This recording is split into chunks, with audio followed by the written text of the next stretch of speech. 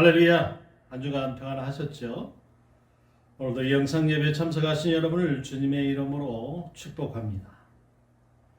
무척 날씨가 덥습니다, 여러분. 요즘에는 햇볕이 너무 따가워요. 원래는 가을 햇살이 따갑다고 하는데 이제는 여름 햇살이 마치 침으로 찌르는 듯이 따갑고 또 비가 오고 나면 또 습해지고 그래서 굉장히 짜증스러운 그런 날들이 계속되고 있습니다. 또 여러 가지 사회적 문제들이나 환경들도 우리들을 많이 짜증나게 하는 그런 순간들이 많이 있는데요. 그럴 때일수록 우리가 더욱더 하나님 말씀에 집중하고 또 기도에 집중하는 저와 여러분 되셨으면 좋겠습니다. 여러분을 보내고 있습니다. 이제 8월 달입니다, 여러분. 벌써 언제 2026년이 시작됐나 했는데 벌써 8월이에요. 시간이 정말 빨리 갑니다. 자, 오늘은 로마서 8장 14절에서 25절의 말씀으로 신분의 인식이라는 제목으로 여러분과 은혜를 나누고자 합니다. 어느 회사에 이런 직원이 있었다고 합니다. 힘든 일은 다 도맡아서 하고 야근이 매일 이어지는데 이상하리만큼 이 직원 여유가 있어요. 그리고 힘든 것보다 그 얼굴에서 웃음이 떠나지 않았다는 것이죠. 그러니까 주위의 동료들이 다 의아하게 생각할 거 아닙니까? 아니, 저 사람은 도대체 무슨 낙으로 사는 걸까?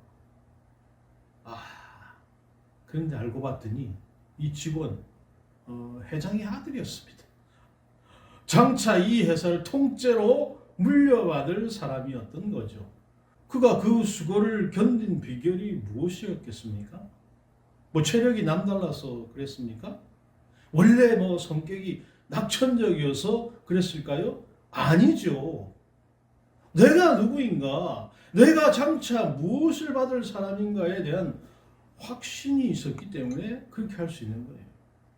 그의 지금의 고생은 장차 자기가 물려받을 회사를 더 튼튼하고 견고하게 세우는 일이잖아요. 그래서 그 모든 힘든 일들을 넉넉히 견딜 수 있었던 것입니다. 자, 오늘 말씀, 우리가 바로 이 직원과 같은 존재라고 선언하고 있어요. 세상 사람들 눈에는 우리가 그저 평범하고 별 볼 일 없어 보일 수 있어요. 하지만 알고 보면 우리는 하나님 나라를 물려받을 하나님의 상속자들인 것입니다. 이 신분이 현재 우리가 겪고 있는 고난을 어떻게 바꾸어 놓는지, 그리고 하나님의 자녀로서 오늘 우리가 어떤 삶을 살아야 할지 말씀을 통해서 함께 나누어 보고자 합니다. 자, 그 첫 번째로 하나님의 자녀는 아버지와 친밀함을 누린다는 것입니다. 14절에 이렇게 말씀하고 있어요. 무릇 하나님의 영으로 인도함을 받는 사람은 곧 하나님의 아들이라 그랬습니다. 하나님의 자녀된 사람의 첫 번째 특권이 무엇이겠습니까? 바로 하나님의 영, 곧 성령의 인도하심을 받는다라는 것이죠. 그런데 이 성령의 인도하심은 특별한 영적 엘리트에게만 주어지는 것이 결코 아닙니다. 물론 곧 누구든지 어떤 사람이든지 하나님의 자녀가 된 사람, 구원받은 성도는 성령의 인도하심을 받게 되어 있어요.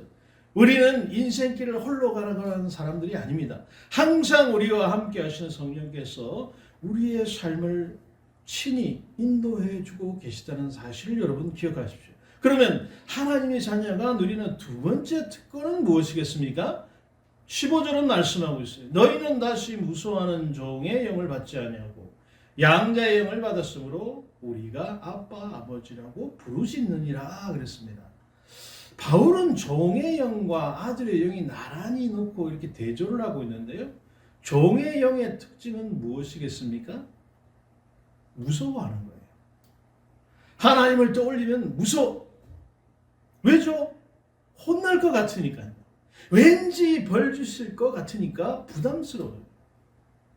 그런데 그 영을 다시 받지 아니하고 라고 했어요. 이것이 우리의 과거였다는 의미입니다. 그러면 지금 받은 것은 무엇입니까? 바로 아들의 영, 곧 양자의 영인 것입니다. 이 영을 받았기 때문에 우리가 하나님을 향해서 뭐라고 부를 수 있습니까? 아빠, 아버지라 이렇게 부르짖게 되었다는 거예요. 보통 여기는 아빠라고 번역했는데 보통 우리가 아바 이렇게 얘기하죠. 아바는 아람어로 어린 아이가 아버지를 부르는 가장 친밀한 호칭입니다. 이게 참 신기하게도 우리말의 호칭과 발음까지 정확하게 일치합니다. 그러니까 아빠, 아버지라 부르짖는다. 말이 무슨 뜻이겠습니까? 하나님과 나의 관계가 그 정도로 친밀하고 격이 없다는 뜻이죠. 그런데 하나님을 향해서 아빠라고 부르는 원조가 따로 있어요. 누구십니까? 바로 우리 예수님. 예수님은 오리지널 하나님의 아들이시기 때문에 그렇게 부르시는 것이 지극히 자연스럽죠. 그런데 원래 자녀도 아니었던 우리가 어떻게 감히 하나님을 그렇게 부를 수 있게 되었습니까? 우리에게 양자의 영이 주어졌기 때문이죠. 우리가 하나님께 입양되었기 때문에 그래요. 어느 정도 자란 사람이 입양되었다고 여러분 한번 생각해 보세요. 그가 양아버지를 보자마자 아빠 이렇게 부를 수 있겠습니까? 쉽지 않죠. 여러분 드라마 많이 봐서 알 거예요. 처음에는 뭐 아저씨 정도로 부를 거예요. 뭐 서류상으로는 완벽하게 아들이 되었지만 마음이 아직 어색해요. 그러나 시간이 흐르고 관계가 쌓이면 어느 날 그 입양된 아들의 입에서 아빠라는 말이 처음 터져 나오는 날이 올 것입니다. 그 순간이 얼마나 감격스럽겠습니까? 또 양부모에게는 잊을 수 없는 순간이 될 것이고 아이에게도 평생 잊지 못할 감격의 순간이 될 것입니다. 우리의 신앙생활도 이와 같아요. 신분으로는 이미 입양이 완료되어서 하나님의 아들, 딸이라고 하는 신분이 확정되어 있죠. 그런데 그 아버지와 얼마나 친밀하냐 라고 하는 것은 사람마다 다양한 스펙트럼이 존재합니다. 때로는 어떤 사람은 여전히 하나님이 서먹하고 어색하고 또 무섭게 느껴지는 사람도 있어요. 또 어떤 사람은 아빠 이렇게 부르면서 친밀함을 누리는 신앙생활을 하고 있는 분들도 있죠. 지금 우리는 이 스펙트럼은 어디쯤 어느 친밀함의 단계에 와 있는 것인지 점검해 보십시오. 하나님과의 친밀함이 가장 잘 드러나는 자리가 바로 여러분 기도의 자리입니다. 관계가 서먹할 때는 기도 5분 하기가 참 힘듭니다. 여러분 그렇지 않습니까? 저도 과거에 그랬어요. 이게 기도를 하려고 기도실에 들어가면 마치 뭐 누구한테 결제 받는 것처럼 그런 느낌과 비슷했어요. 이게 뭐 상상 앞에 오래 서 있으면 좋을 게 없잖아요. 그래서 기도할 때 할 말만 딱 하는 거예요. 저는 이런저런 기도의 제목이 있습니다. 주여 이렇게 해주십시오. 마치 민원창고에 민원 넣듯이 막 내가 하고 싶은 말만 막 주구절절 늘어놓는 거예요. 그리고서 시계를 봅니다. 채 한 2분도 안 지났어요. 여러분들 다 그런 기억이 지금도 그렇다면 여러분 문제가 있습니다. 그런데 하나님 아버지 친밀해지면 어떻게 됩니까? 이게 가장 먼저 기도의 변화가 일어나요. 내가 그전에는 기도한다고 하는 것이 억지로 시간을 때우려고 하는 행위에 불과했어요. 그런데 하나님 관계가 친밀해지면 하나님 아버지 나 앞에 나와서 이제는 나의 작은 고민들, 나의 작은 감정들 숨김없이 가감없이 하나둘 쏟아놓게 되고요. 그러다 보면 시간이 어느덧 30분, 40분, 1시간 훌쩍 지나가는 것을 발견하게 되는 거예요. 나는 아직도 30분, 40분, 1시간 동안 하나님과 기도해 본 적이 없다. 하나님과의 관계가 별로 좋은 것이 아닙니다. 자, 이런 현상이 왜 생깁니까? 과거에 그토록 어렵고 힘들었던 기도가 어떻게 이렇게 달라질 수 있을까? 원래 친해지면 말이 많아지게 돼 있어요. 그렇잖아요. 아직 친하지도 않은 사람하고는 여러분 말도 섞기가 싫은 거예요. 근데 친해지면 온갖 얘기를 다 털어놓게 돼요. 우리가 신앙생활을 하다 보면 이런 의문이 들 때가 있어요. 내가 정말 하나님의 자녀인 게 맞나? 내가 정말 하나님께 나아가서 아빠라고 부르셔도 되는 걸까? 그런 우리에게 우리가 하나님의 자녀가 되었다는 사실을 계속 일깨워주는 분이 계세요. 그분이 누구라고 말씀드렸습니까? 네, 그렇습니다. 바로 성령 하나님. 성령께서 우리 영혼 속에 계속해서 이렇게 말씀하시는 거예요. 너는 하나님의 자녀다. 그러니까 아빠라고 불러도 된다. 무서워하지 말고 부담 갖지 말고 언제든지 너의 하나님 아버지께 나아가면 되는 거야. 우리가 하나님의 자녀가 되는 것은 혼자만의 주관적인 확신이 결코 아닙니다.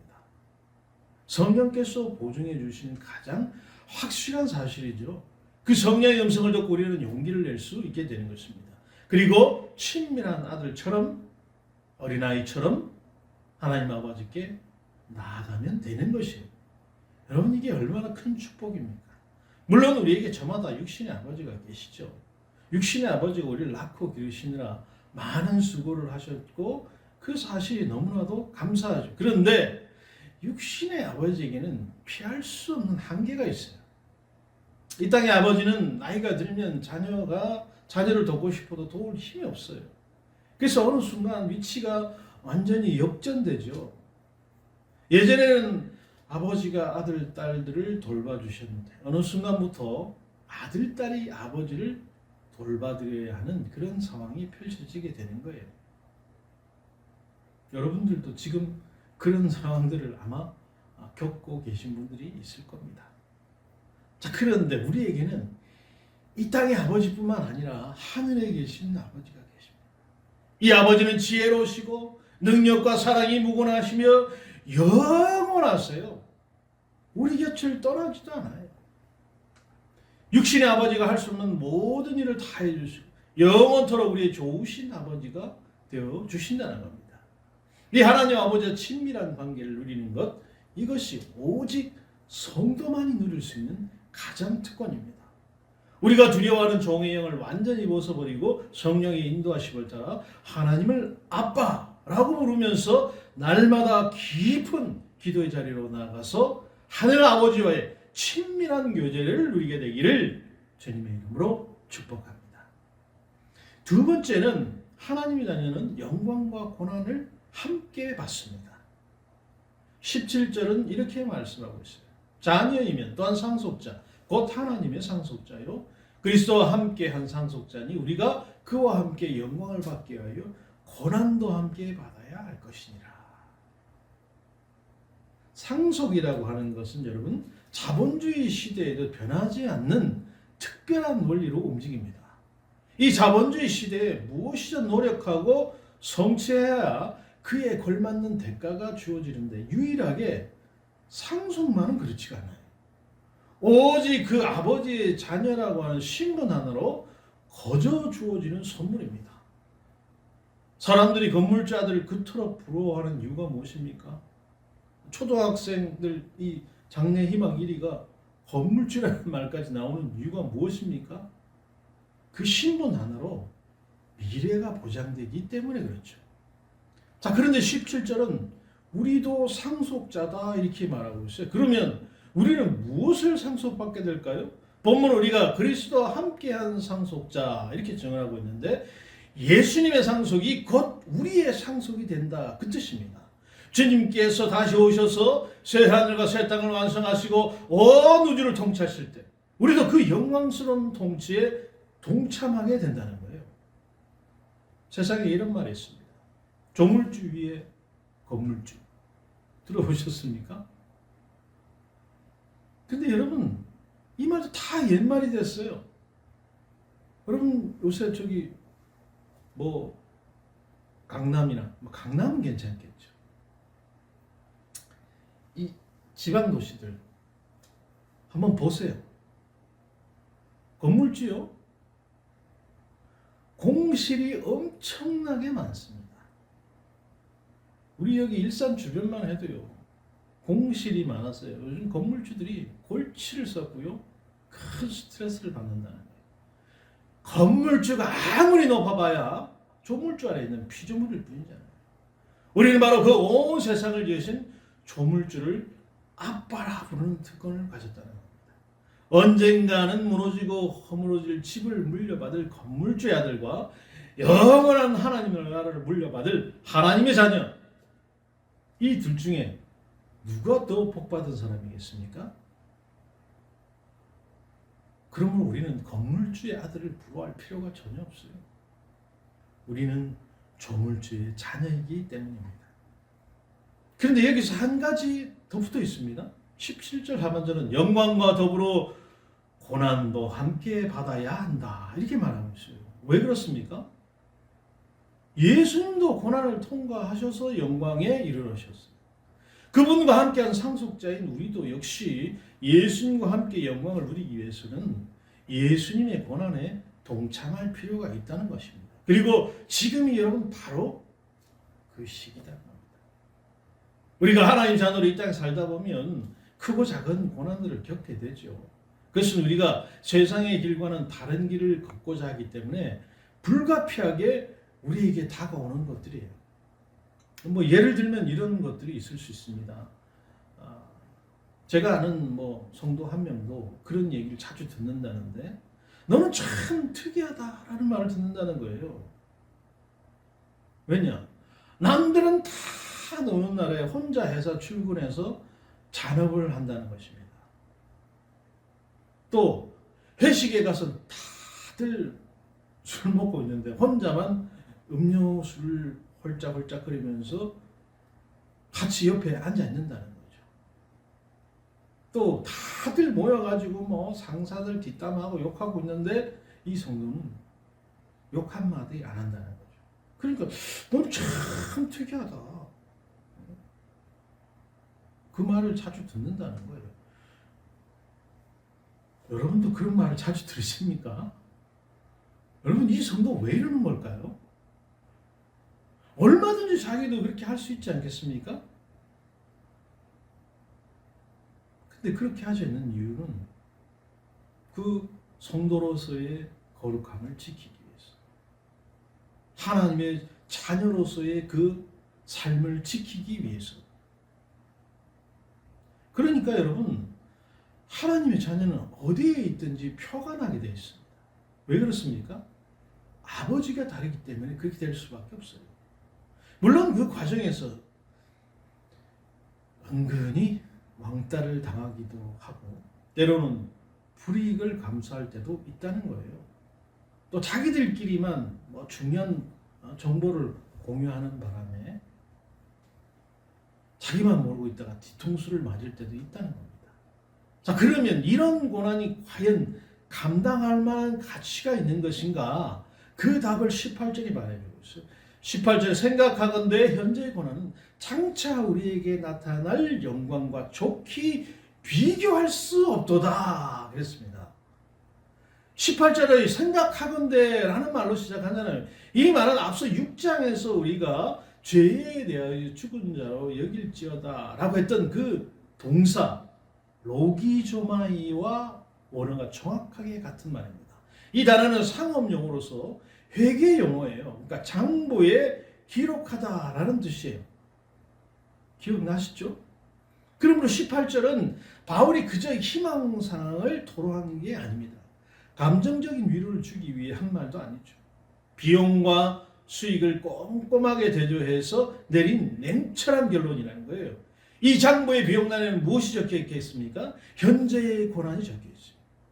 그런데 그 현재의 고난은 잠깐일 뿐이고 유한하고 결국에는 지나가는 거예요. 자, 그런데 수익란에는 무엇이 기록되어 있나요? 장차 나타날 영광이에요. 이 영광은 영원하고 무한하고 썩지도 않아. 한마디로 압도적인 흑자이죠.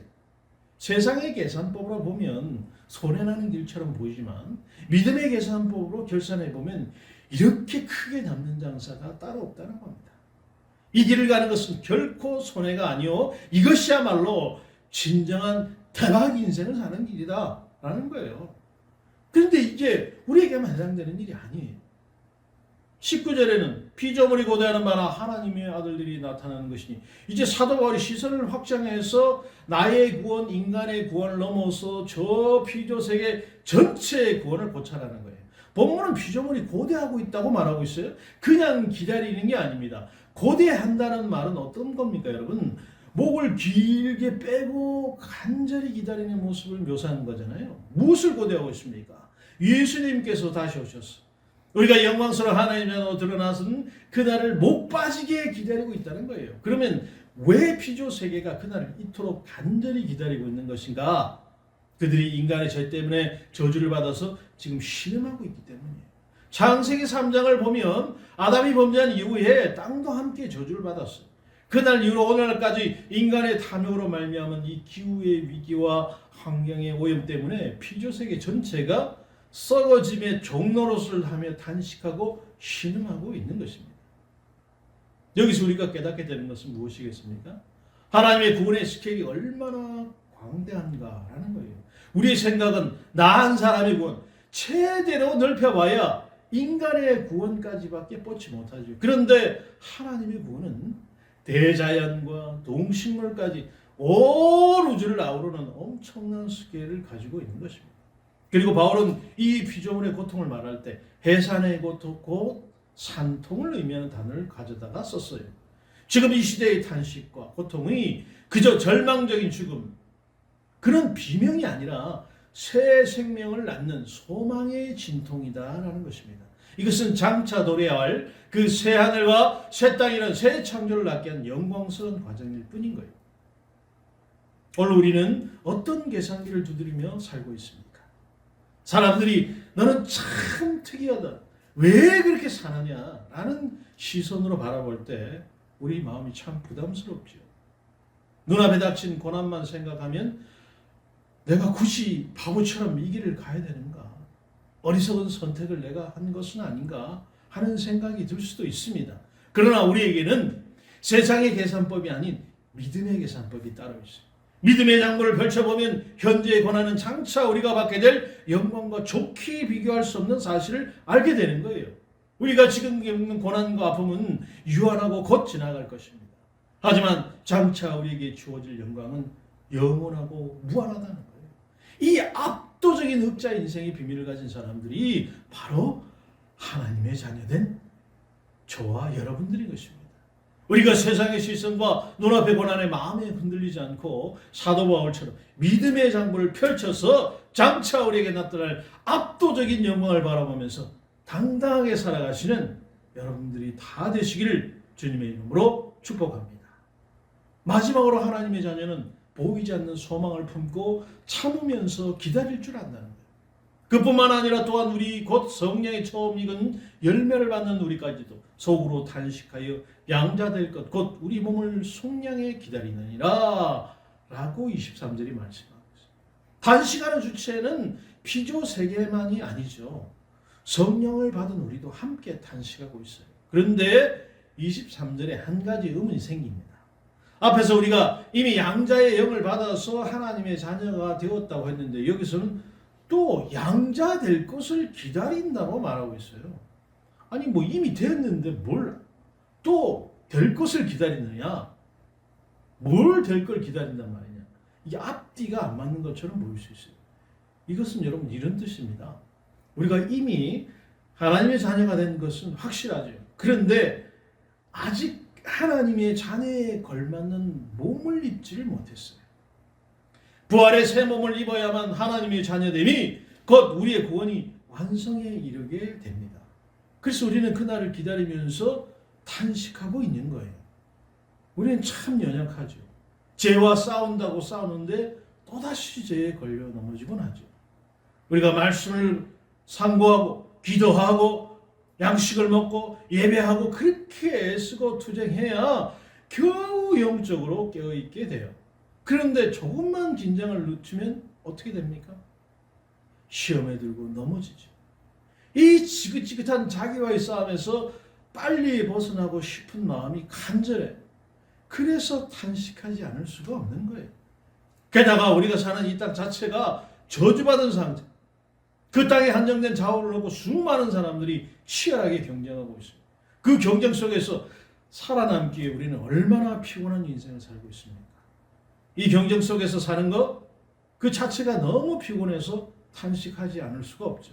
이것이 여러분 성도의 정직한 탄식입니다. 그래서 우리는 이 모든 탄식이 끝난 날 바로 예수님께서 다시 오시는 그날을 탄식 가운데 기대하고 소망하는 것입니다. 그러나 우리 성도의 몸이 부활의 몸으로 변화되고 새 하늘과 새 땅에서 왕노릇하게 될 것이, 그날 우리의 탄식도 그치고 피조세계의 탄식도 함께 멈추게 될 것입니다. 그날에 대해 일찍이 이사야 선지자가 아름다운 그림으로 묘사한 적이 있습니다. 이사야 11장 6절에서 9절의 말씀. 그날이 되면 이리가 어린 양과 함께 뛰어나고 젖먹는 아이가 독사의 굴에 손을 넣고 장난을 쳐도 해가 없는 나라가 될 것이다. 아멘. 약육강식과 잔인함이 사라진 세상, 죄 문제가 완전히 해결된 세상, 입시 지역도 없고 취업난도 없고 주택 문제, 노후 문제도 없는 그런 나라가 임하게 될 것이다. 인간과 함께 피조세계 전체가 새로워지고 갱신되는 날이 온다는 것입니다. 그 날은 확실히 올 것입니다. 우리는 이 날에 대한 믿음과 소망으로 살아야겠습니다. 그러면 그날을 기다리는 우리는 어떤 자세로 살아야 되겠습니까? 우리가 소망으로 구원을 얻었으면 보이는 소망이 아니니 보는 것을 누가 말하리요? 만일 우리가 보지 못하는 것을 바라면 참음으로 기다릴지니라 그랬어요. 우리가 가진 성도의 소망은 보이는 소망이 아닙니다. 이미 눈에 보이고 손에 잡히는 것이라면 그것은 소망이라 부를 필요조차 없죠. 소망이 뭡니까, 여러분? 보이지 않는 것을 믿음으로 바라보고 그것을 붙드는 게 여러분 소망이에요. 그런데 문제는 우리가 하나님의 자녀이면서도 너무 자주 눈에 보이는 세상 소망에 마음을 뺏긴다는 게 문제죠. 좋은 집에 사는 거 꿈꾸고 오늘도 내가 산 주식이 오를까 소망하고 자녀가 입시에 대박 나기를 소망하고 이런 소망을 너무 꽉 붙들고 우리가 살아가고 있지는 않습니까? 이런 보이는 소망이 우리 마음을 지배하고 있지는 않습니까? 그런데 이런 소망이 과연 진정한 소망이 될 수 있냐는 거예요. 세상이 너무 빨리 변하고 예측이 불가능하기 때문에 보이는 소망을 꽉 붙들었다가 도리어 나중에 큰 낭패를 볼 수도 있습니다. 여러분, 현재 미국에서 이 컴퓨터 공학과 졸업생의 취업률이 철학과 학생들보다도 낮다고 하는 거예요. 불과 몇 년 전만 해도 모두가 선호하는 학과 컴퓨터 공학과였어요. 근데 지금 완전히 역전되고 말았다는 겁니다. 왜 그렇습니까?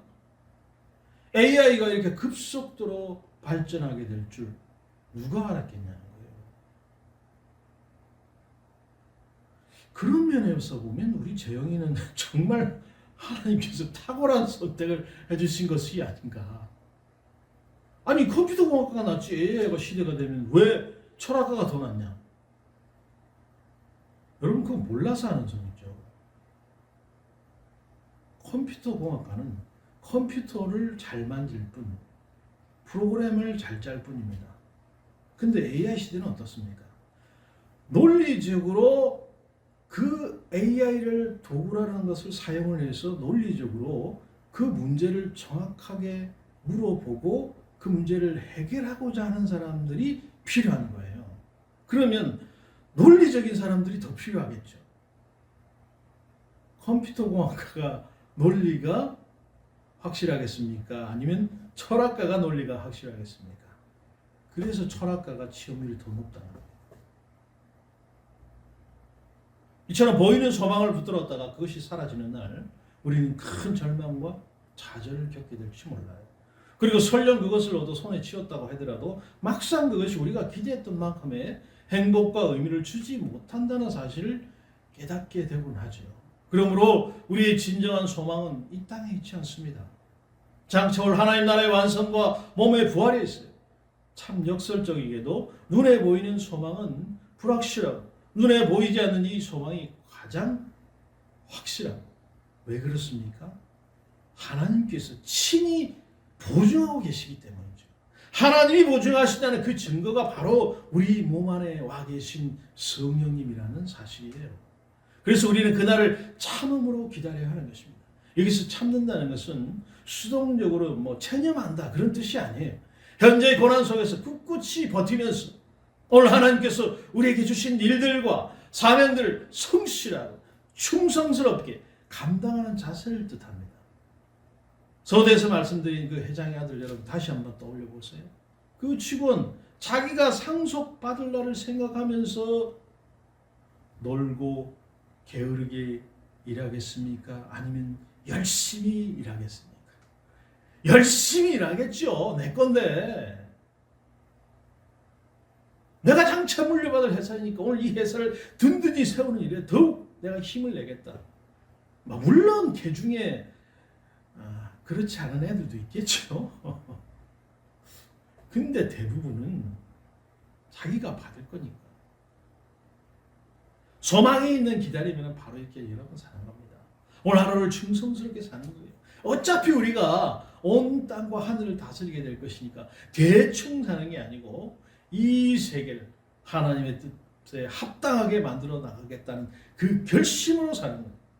주어진 작은 일에도 최선을 다하겠다는 태도로 사는 것. 이것이 참음으로 기다리는 성도의 자세라고 할 수 있겠습니다. 우리가 눈에 보이는 헛된 세상 소망에 인생을 걸지 않고 보이지는 않지만 가장 확실한 하나님 나라의 완성 그것을 품고서 오늘 우리에게 주어진 그 삶의 자리에서 최선을 다하면서 참으로 인내하는 그 성도들이 다 되시기를 주님의 이름으로 축복합니다. 정리해 봅니다. 우리는 예수 그리스도 안에서 이미 하나님의 자녀가 됐어요. 그런데 아직도 하나님과의 관계가 서먹하고 어색한 사람들이 있을 수 있어요. 낙심할 필요가 없습니다. 아저씨가 아빠가 되기까지의 그 여정, 그 첫걸음을 오늘부터 내디디면 돼요. 두려움이 몰릴 때, 힘이 붙일 때 아빠 하면서 하나님께 달려가면 되는 겁니다. 또 세상으로부터 너 참 특이하다 라는 시선이 부담스럽게 느껴질 때 믿음의 손익계산서를 펼쳐보십시오. 비용난과 수익난에 각각 무엇이 있는지, 이 장부가 어느 쪽으로 기울어 있는지 다시 한번 점검하고 확인해 보시기 바랍니다. 그래야 고난 속에서도 여유가 있고 웃음을 잃지 않는 하나님 나라의 그 상속자다운 삶을 살아가게 되기를 기도합니다. 그렇게 살아감으로써 우리가 이 세상 가운데서 세상이 알지 못하는 비밀을 가진 사람, 하나님 나라의 상속자로 살아가고 있음을 많은 이들에게 증언하는 삶을 살아감으로 말미암아 그로 인해서 주께서 주시는 그 축복들을 다 누리시는 저와 여러분, 우리 예수의 교회가 되기를 주님의 이름으로 축복합니다.